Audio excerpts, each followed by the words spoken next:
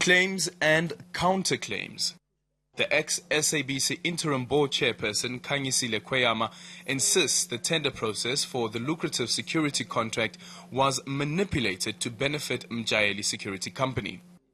This company, Mjaeli, which was now recommended, had initially not made it into first round. They didn't even have a national key point certificate. Then the first round of tender gets cancelled. When the second is issued, they now suddenly have a national key point certificate.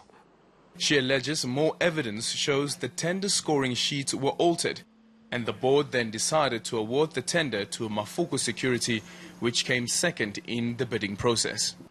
Kweyama denies that she and the then deputy board chairperson, Matata Tsedu, were bribed to award the tender to Mafuku, something the SIU is investigating. I said, look at my bank accounts and you can see whether there are any payments that have come in from a Mafuku or from an unexplained source. The ex-SABC supply chain management head, Simon Mulauti, says the contract should never have been awarded to Mafuku.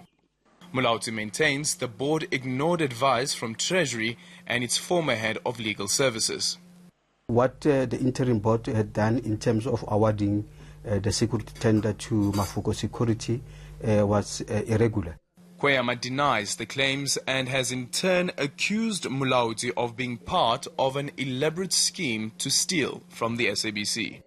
Mr. Mulauti came into the SABC and was as a general manager in Mr. Motsoeneng's office.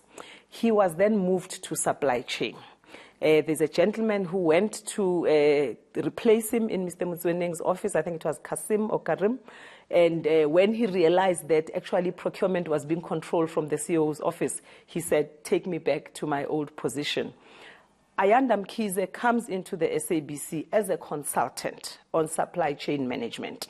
She is then later irregularly appointed to be part of the supply chain team. Ayanda Mkhize has since been fired. Aldrin Simpier, Johannesburg.